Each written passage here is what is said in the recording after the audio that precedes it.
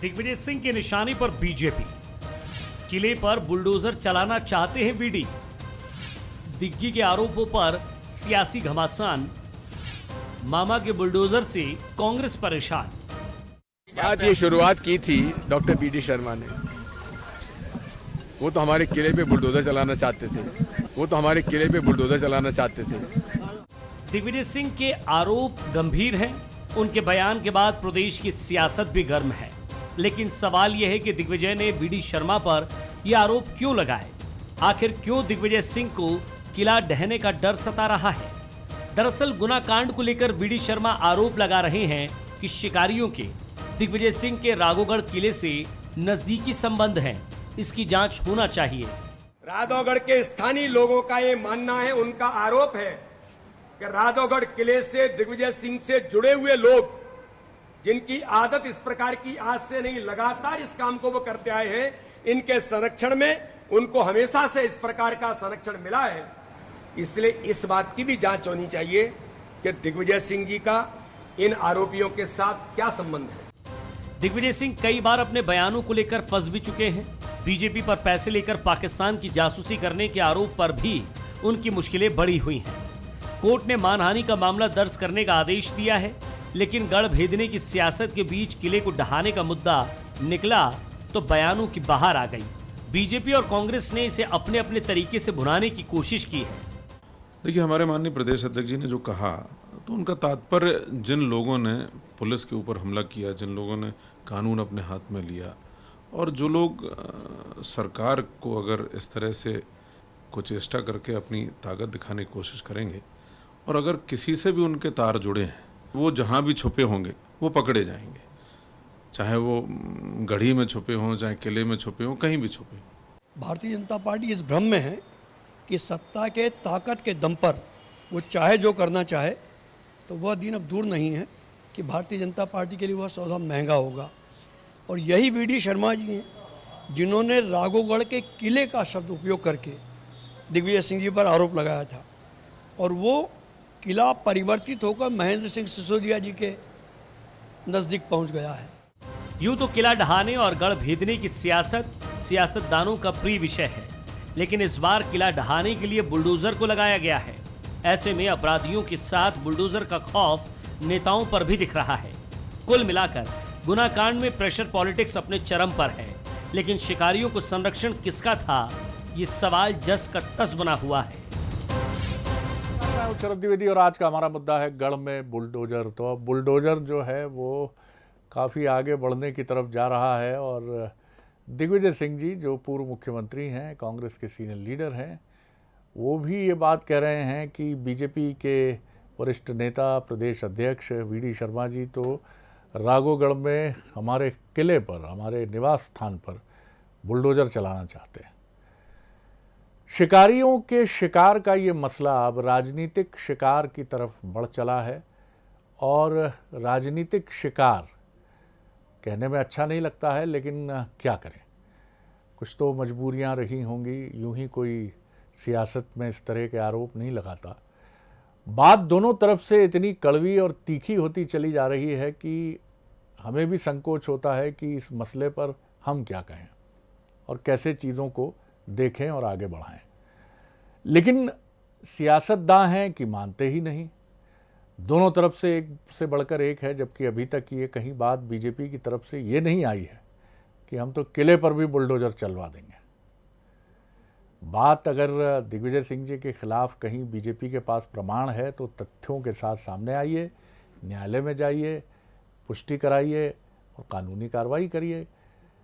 और दिग्विजय सिंह जी भी बहुत सीजन पॉलिटिशियन हैं, लेकिन उन्होंने भी ये कहकर एक तरह से ये संकेत दिया है कि बीजेपी अब व्यक्तिगत स्तर पर इतनी चली गई है कि राघोगढ़ के किले को भी निशाना बनाने की कोशिश कर रही है, जो एक तरह से दिग्विजय सिंह जी और उनके परिवार का मान बिंदु है। लेकिन ये सवाल अनसुलझा है कि शिकारियों से क्या दिग्विजय सिंह जी के संबंध हैं। दोनों तरफ से आरोप प्रत्यारोप हैं। तस्वीरों की एक पूरी मुकम्मल सियासत, उस पर हम बात भी कर चुके हैं। और सवाल ये है कि तथ्यों पर बात क्यों नहीं हो रही है, राजनीति के तथ्यों पर। शिकार कांड जो भी है अपनी जगह है, उसमें जो कार्रवाई हुई है वो हो भी रही है, कुछ बड़ी मजबूत और सख्त कार्रवाई हुई है। लेकिन प्रदेश में और भी मसले हैं, और भी गम हैं ज़माने में सियासत के सिवा, और भी मसले हैं जिन पर आप बात करिए, जिन पर आप एक दूसरे को लेकर घेरने की कोशिश करिए और अपनी ताकत आगे बढ़ाइए। लेकिन जब सियासत का ये पर्सनल एलिमेंट प्रमुखता से सामने आ जाता है तो फिर ऐसा लगता है कि कोई भी क्या कहेगा और कितना कहेगा। आज एक बार फिर हम इस पर बात करेंगे। जो मेहमान हमारे साथ हैं उनसे मिल लीजिए। भोपाल स्टूडियो में हमारे साथ हैं अवनीश बुंदेला जी, युवा नेता, प्रवक्ता, बहुत स्वागत है। बीजेपी के वरिष्ठ नेता, वरिष्ठ विधायक, पूर्व पत्रकार कभी पूर्व नहीं होता इसलिए क्षमा सहित, वर्तमान और हमेशा के, क्षमा कीजिएगा, हमेशा के पत्रकार यशपाल सिंह जी सिसोदिया, उनका बहुत स्वागत करता हूं मैं। और जय नागड़ा जी हैं, वरिष्ठ पत्रकार और राजनीतिक विश्लेषक।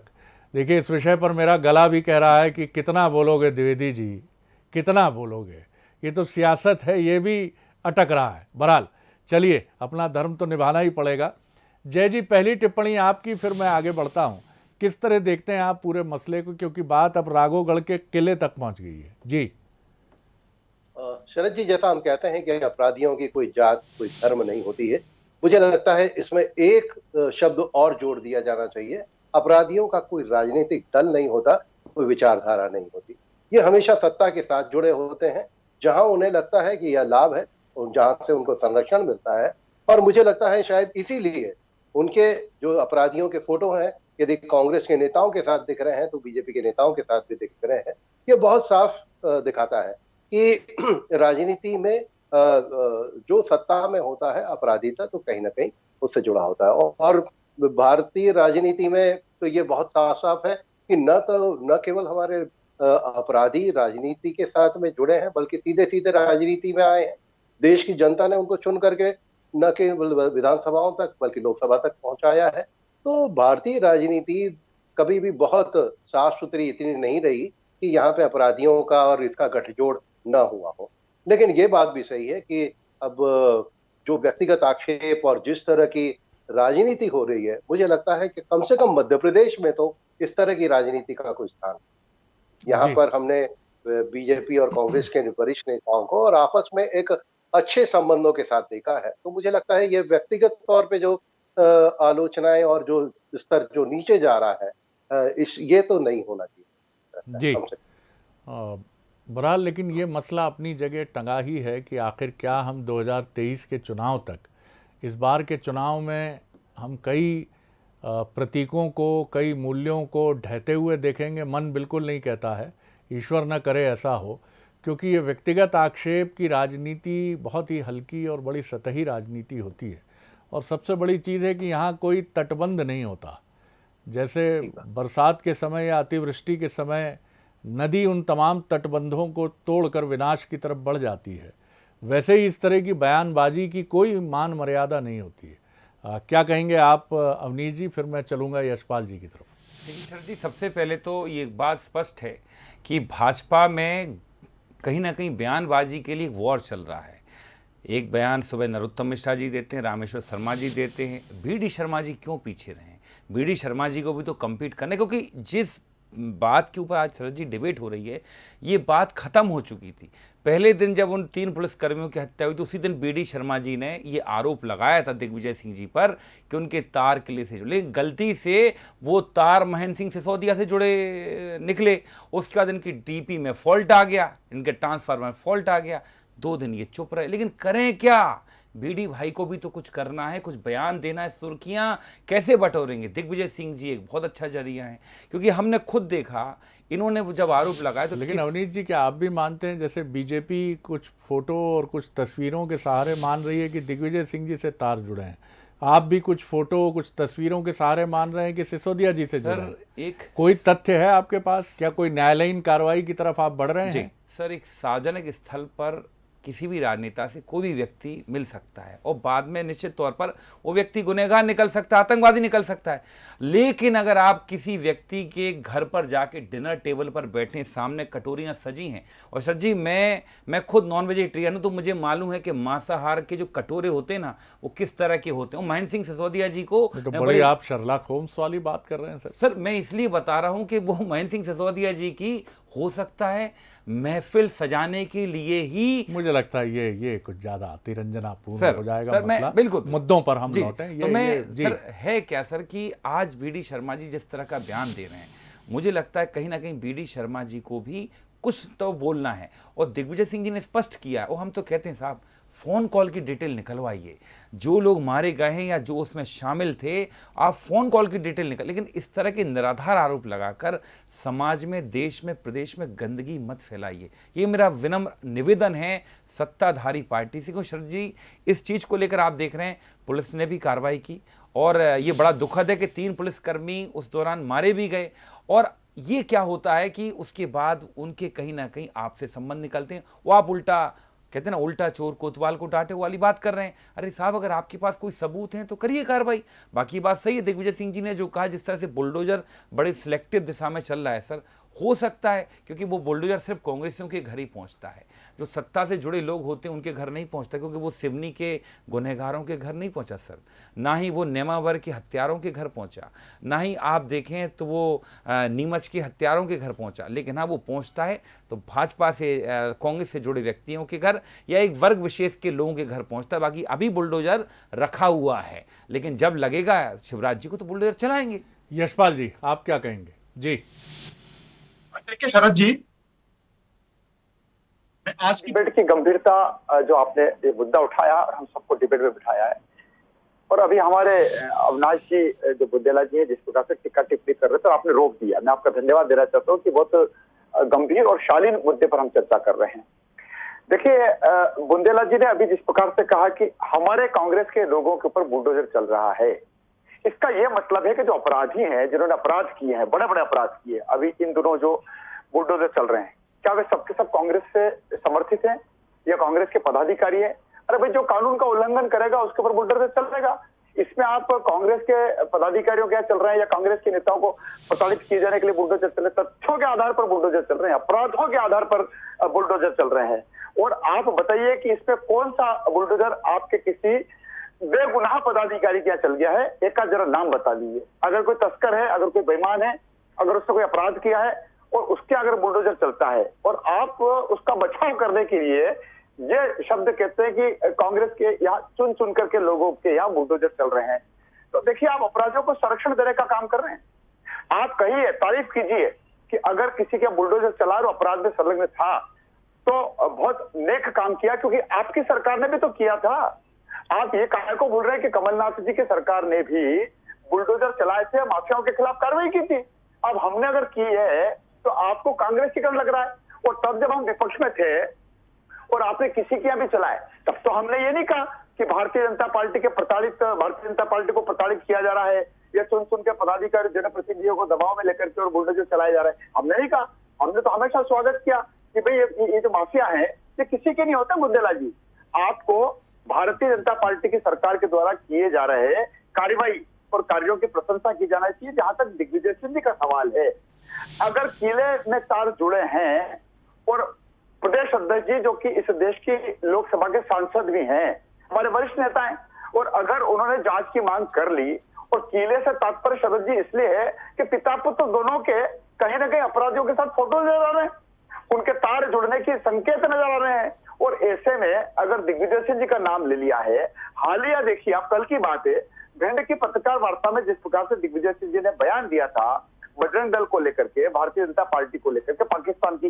जासूसी करने को लेकर के, अब देखिए सुर्खियों में बना रहने का काम तो बुंदेला जी इस उम्र में भी दिग्विजय सिंह जी कर रहे हैं। और बार बार जिस प्रकार से वो एक तरह से आग में घी डालने का काम करते हैं, वे विवादित क्यों हो रहे हैं, वे विवाद में क्यों फंस रहे हैं, वो इस प्रकार के बयान क्यों दे रहे हैं कि क्रिया की हमको प्रतिक्रिया देना पड़े। और आपने 3 नेताओं के तो नाम गिना दिए, आपने कांग्रेस के प्रवक्ताओं के नाम नहीं गिनाए, जो सुबह दोपहर शाम जिस प्रकार से डॉक्टर 3 समय की गोली लिखता है, TDS लिखता है, तो दिन में 3-3 बार आपके पीसी शर्मा जी क्या बोल रहे हैं, आपके कुणाल चौधरी जी क्या बोल रहे हैं, आपके प्रवक्ता क्या बोल रहे हैं, आपके घनौपैया जी क्या बोल रहे हैं, रोज जिस प्रकार से बयान उनके आ रहे हैं, आप उनकी तरफ तो नहीं बोलेंगे। अगर नरोत्तम जी गृह मंत्री हैं और कोई बयान देते हैं, वे जिम्मेदार व्यक्ति हैं। आपके तो गैर जिम्मेदार व्यक्ति भी इस प्रकार से बयानबाजी करके अपराधियों को संरक्षण चलिए देने का सर, काम कर रहे मैं हैं। कुछ कहना भी चाह रहे हैं बुंदेला जी, इनको सुन लेते हैं, फिर मैं जय जी की तरफ चलूंगा और फिर एक तेजी से दूसरा राउंड भी अपने राजनीतिक मेहमानों से होगा। जी बुंदेला साहब, संक्षेप में। आदरणीय सिसोदिया जी से यही कहना चाहूँगा सर कि हमने जब कार्रवाई की सर, तो हमने एक्चुअल भूमाफियों पर कार्रवाई की। उसमें आप देखें, इंदौर में जब एक होटल पर कार्रवाई हुई थी तो उसमें कैलाश जी का दर्द बड़ा जोर से छलका था। और अगर आप देखें हमारे प्रवक्ताओं के या कांग्रेस पार्टी के लोगों के बयान की बात करें सर, तो हम तो महंगाई के ऊपर बात कर रहे हैं, डीजल पेट्रोल के ऊपर बात कर रहे हैं, हम तो बेरोजगारी के ऊपर बात करें, तो वो हम करेंगे सर, क्योंकि हम विपक्ष में हैं। हम ऐसी बात तो नहीं करेंगे जो सिर्फ तुमको हो पसंद वही बात कहेंगे सर। ये हमारा फर्ज है, एक जागरूक और मजबूत विपक्ष की भूमिका भी हमको निभानी है, तो हम कर रहे हैं वो काम। बाकी हाँ, ये बात का जवाब देना पड़ेगा सर कि ये दिग्विजय सिंह जी को लेकर ये बात क्यों कर रहे हैं बीडी शर्मा जी बार बार। मैंने पूर्व में भी कहा, दिग्विजय सिंह जी की तरफ से और जयवर्धन जी की तरफ से स्पष्ट बयान जारी हो गया कि दोषियों पर, गुनहगारों पर कड़ी से कड़ी कठोर कार्रवाई की जाए। फिर ये बात क्यों कि इनसे संबंध है, उनसे संबंध है। जय जी, बड़ा अहम सवाल यही है कि आखिर इसका सिलसिला कहाँ तक जाएगा। संजय पाठक जी जब अपोजिशन में थे और कांग्रेस की सरकार थी, तो बड़ा चर्चित मसला था उस समय का, और उनका आरोप था पाठक जी का कि राजनीतिक इशारे पर हुई इस कार्रवाई में उनके खेत की खड़ी फसल उजाड़ दी गई और उनके रिसॉर्ट के एक हिस्से को, जो उनका दावा था कि पूरी तरह न्यायोचित तरीके से बना है, उसको ढहा दिया गया। अब ये प्रश्न तो उठेंगे और इनका कोई अंत नहीं है, और इससे हर राजनेता कहीं ना कहीं मन में चिंतित भी होगा कि क्या ऐसा दौर भी अब वो देखेगा कि उसको पॉलिटिकल वेंडेटा के तहत निशाना बनाया जाएगा। और फिर सवाल ये है कि दिग्विजय सिंह जी, ये बिल्कुल सही बात है कि वो अपनी आक्रामक और कई बार बहुत तीखी बयानबाजी जो बीजेपी के खिलाफ होती है उसके लिए वो चर्चा में रहते हैं, और कानूनी कार्रवाई के लिए भी वो तैयार हमेशा रहते हैं जो बीजेपी की तरफ से उनके खिलाफ होती है। लेकिन दिग्विजय सिंह जी ही निशाना क्यों? क्या दिग्विजय सिंह को निशाना बनाने के लिए इस तरह की बयानबाजी है? इतनी तीखी बयानबाजी तो कमलनाथ जी को लेकर नहीं है, जबकि वो प्रदेश अध्यक्ष हैं, 2018 के मुख्यमंत्री रहे 14 महीने की सरकार के। किस तरह देखते हैं आपसे? शरद जी, यदि मैं पहली बात करूं कि जैसे बुलडोजर की बात आ रही है, कभी इसको बीजेपी अपना हथियार बनाती है, कभी कांग्रेस बनाती है। सवाल यह है कि प्रदेश की जनता ने आपको सरकार चलाने का अधिकार दिया है, बुलडोजर चलाने का तो नहीं दिया। और बुलडोजर यदि चलाना है तो उसकी एक प्रक्रिया है, आप उसके खिलाफ प्रकरण दर्ज कीजिए, न्यायालय में जाइए। दरअसल दिक्कत यह है कि जो भी सत्ता में आता है, मैं किसी एक पार्टी की बात नहीं कर रहा हूँ, चाहे कांग्रेस हो चाहे बीजेपी, दोनों सत्ता के मद में इतने मदान हो जाते हैं कि आप अपने अधिकारों का अतिक्रमण करने लगते हैं, आप प्रशासनिक व्यवस्था में अतिक्रमण करते हैं, आप न्यायिक व्यवस्था में अतिक्रमण करते हैं। और जब यही मामले जब कोर्ट में जाते हैं तो सरकार बैकफुट पे आ जाती है, वो कहती है कि नहीं सर, हमने तो आदेश नहीं दिया था बुलडोजर चलाने का, ये तो अतिक्रमण के। जैसे अभी खरगोन की यदि बात करें, आज तक खरगोन में मुख्यमंत्री जी का, गृह मंत्री का बयान आया था कि हम अपराधियों के खिलाफ, लेकिन बाद में जब कोर्ट में यह मामला गया तो उन्होंने कहा नहीं, ये तो अतिक्रमणकारियों के वो है। और आज भी वो यदि दोनों सूचियों को देखे, अपराधियों के और जिनके मकान टूटे गए हैं, तो इनमें कहीं कोई सामने नहीं आता, ये दोनों में कहीं फर्क दिखता है। तो मुझे लगता है कि सरकार को अपनी सीमाएं तय करनी पड़ेगी। आप प्रशासनिक और न्यायिक उसमें यदि दखल देते हैं तो इस तरह की विसंगतियां आएंगी। चाहे वो, मैं तो मानता हूं कि यदि कांग्रेस के शासनकाल में किसी होटल या किसी अखबार के खिलाफ कार्रवाई हुई है तो वो भी उतनी ही गलत है जितनी आज के समय में बुलडोजर को लेकर के कहीं और हो रही है। तो शासन को या सरकार को भी जी जय जी, लेकिन मुझे लगता है कि इसके दोनों पक्ष हैं। आप बिल्कुल, आपकी इस बात से सहमत हुआ जा सकता है कि आप विधिमान्य तरीके से कार्रवाई करें, क्योंकि एक इलेक्टेड सरकार निश्चित तौर पर कानून से ऊपर नहीं है। लेकिन अपराधियों में खौफ पैदा करने के जो तरीके हैं, आप बहुत लंबा पत्रकारिता का और गौरवशाली आपका करियर रहा है, आपने देखा है कि आज से 25 साल पहले एक थानेदार अपनी बुलेट पर निकल जाता था तो उसका सम्मान भी था और खौफ भी इतना था कि उस इलाके के बदमाश जो हैं वो हाथ बांधकर कहीं कोने में खड़े होते थे। दरअसल ये अंडरमाइन जब से चीज़ें होने लगी हैं और कहीं ना कहीं जिस नेक्सस की आज दोनों ही पार्टियां अपने को असुविधा में महसूस कर रही हैं कि ये चीज़ें क्यों होने लगी हैं कि आज भी हम बहुत सीनियर लीडर्स को देखते हैं जिनके आसपास समाज के ऐसे तत्वों का आना जाना नहीं है, वो फटक भी नहीं सकते हैं, लेकिन ऐसे आरोप भी क्यों लग जाते हैं कि साहब इनकी फ़ोटो उनके साथ है, उनकी फ़ोटो उनके साथ है। और दूसरी चीज़ ये भी है कि जो गलत काम करेगा निश्चित तौर पर ये एक डिबेटेबल इशू है, लेकिन हमने देखा है कि ये बहस इस देश में छिड़ी है, जिसकी शुरुआत हैदराबाद के एक घटनाक्रम से हुई थी और इसके पक्ष और विपक्ष में दोनों मत है, वो हमारा विषय नहीं है। लेकिन अपराधियों में खौफ पैदा करने के लिए विधि सम्मत कार्रवाई से अगर बुलडोजर चलता है तो उसमें कहीं कोई समस्या नहीं है। यशपाल जी, आप क्या जोड़ेंगे? सही कह रहे हैं शरद जी। आदरणीय नागराज जी ने भी जो अपनी बात कही वो कानून से संबद्ध है, लेकिन अपराधियों में खौफ तो जरूरी है। और देखिए, अपराधियों में खौफ भी उन्हीं अपराधियों के यहाँ शासन का, प्रशासन का जो बुलडोजर चल रहा है या उनके जो अतिक्रमण या उनकी जो संपत्तियां उस गैर कानूनी तरीके से है।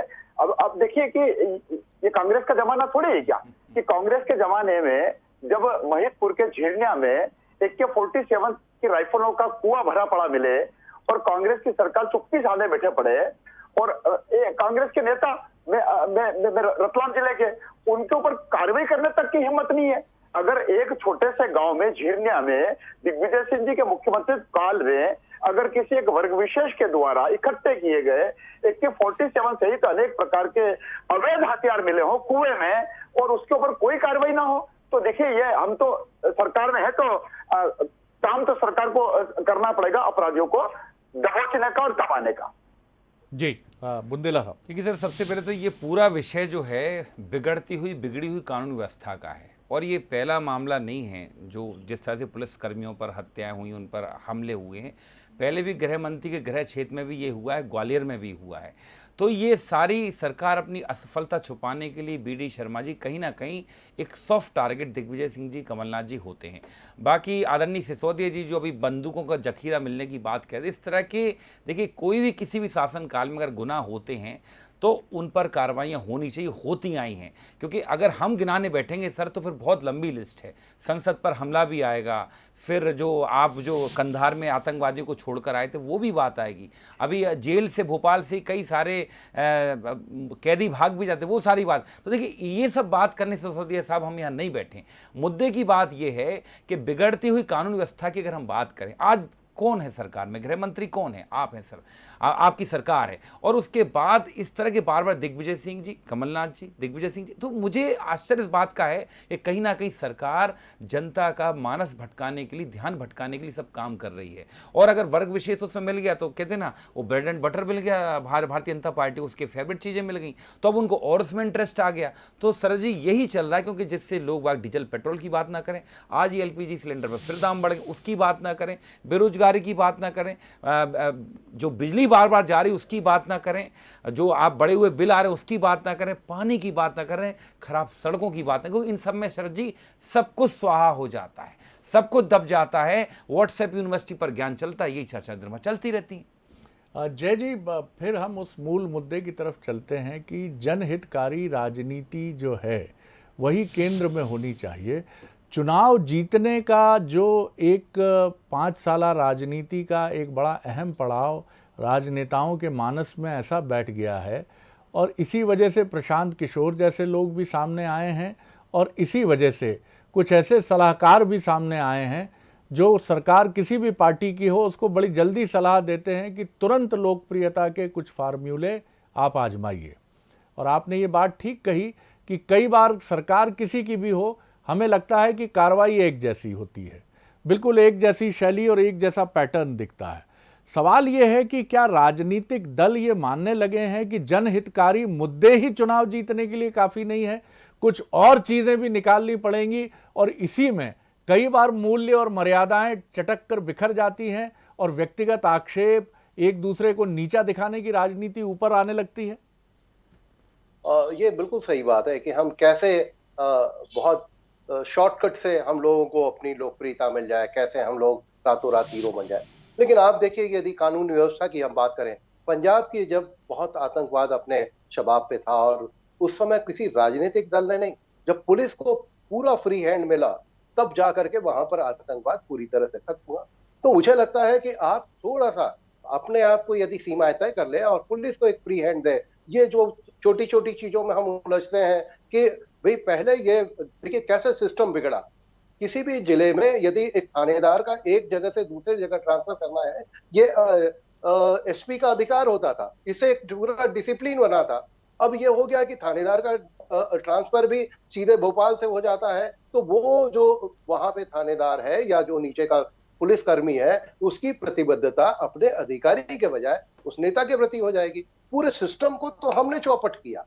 अब हम कह रहे हैं कि कानून व्यवस्था चौपट हो गई, तो फिर क्या आप ही खड़े हो जाएंगे वहां पर कि ये इसको तोड़िए, इसकी कानून व्यवस्था? एक सिस्टम है, एक सिस्टम को आप चलने दीजिए और उनको थोड़ा फ्री हैंड दीजिए। बिल्कुल। तो मुझे लगता है कि ये यहाँ से यदि हम थोड़ा सा अपने आप को, यदि पुलिस महकमे का है तो आप एसपी को, लेकिन आप भी बेहतर जानते हैं कि क्या हो गया है। आप इतना बिल्कुल जय जी, असहाय- अब वक्त कम है मेरे पास जी, संक्षेप में आप पूरा कर लीजिए अपनी बात। तो मुझे लगता है कि कहीं ना कहीं पूरी जो मर्यादाएं हैं वो हर लेवल पे टूटती हैं। तो वो यदि हम वापस फिर बिल्कुल। से यदि कर, तो ये अपने आप सारी चीजें हो जाएंगी। पहले ऐसा कभी नहीं होता था जी कि हाँ, जी हाँ, जी शासन, लेकिन और एक कानून व्यवस्था छोटा भी- सा इसी से जुड़ा एक उदाहरण आपको देता हूं मैं, जो मुझे एक सीनियर आईपीएस ऑफिसर ने बताया। उन्होंने कहा एक बहुत सीनियर कैबिनेट मिनिस्टर, उनके एक रिश्तेदार जो रहे निमाड़ में पुलिस में, उनके लिए था कि उनको उनकी वांछित जगह पर पोस्टिंग दे दी जाए। एसपी ये थे, नए नए एसपी थे, इन्होंने मना कर दिया। आईजी ने काफ़ी आपत्ति ली और बात भोपाल तक पहुंची, तो भोपाल से भी कहा गया कि उनका काम कर दीजिए, लेकिन काम नहीं हो पाया। और तब तक वो कैबिनेट मिनिस्टर जो वरिष्ठ थे वो बहुत क्षुब्ध हो गए, नाराज़ हो गए। फिर मैसेज ये आया कि आप एक बार उनसे मिल लीजिए। संबंधित एसपी जब उन कैबिनेट मिनिस्टर और सीनियर पॉलिटिशियन से मिलते हैं तो वो कहते हैं मेरा रिश्तेदार है वो, मैं आपसे इसलिए नहीं कह रहा था, नहीं तो समाज में मेरी क्या प्रतिष्ठा रह जाएगी। कैबिनेट मंत्री और इतनी वरिष्ठता के बाद मैं अपने एक रिश्तेदार का काम नहीं करा सकता हूं। आप ऐसा करिए, बात आपकी भी रह जाएगी, मेरी भी रह जाएगी। 15 दिन उसको वांछित जगह कर दीजिए, फिर जहां आपको उनकी पोस्टिंग करनी हो कर दीजिएगा। क्या ये संवाद अब राजनीति में बंद हो गया है दोनों तरफ से? मैं बात सिर्फ राजनेताओं को जिम्मेदार नहीं ठहराऊंगा। कई बार बात नीचे से भी आती है कि ब्यूरोक्रेसी भी अब ये समझती है कि परमानेंट गवर्नमेंट तो हम है, 35 साल तो हम चलेंगे, तो ये तो आए हैं सो जाएंगे। सियासतदान, राजनेता सब 5 साल की तो उम्र है। ये दोनों तरफ से कहीं अविश्वास की एक लाइन बढ़ी है और इस अविश्वास की लाइन ने सबसे बड़ा नुकसान किया है जनता का। और यही वजह है कि आपस में लड़ाई का ये मार्ग छोड़कर भरोसे का एक मार्ग हमें फिर पकड़ना होगा, वो चाहे कांग्रेस बीजेपी का हो, चाहे ब्यूरोक्रेसी या पॉलिटी का हो। बहुत शुक्रिया जय जी, बहुत शुक्रिया सिसोदिया जी, और बहुत धन्यवाद अवनीश बुंदेला जी। आगे देखिए छत्तीसगढ़ आज का मुद्दा, संवाद से निकलेगा समाधान। नमस्कार।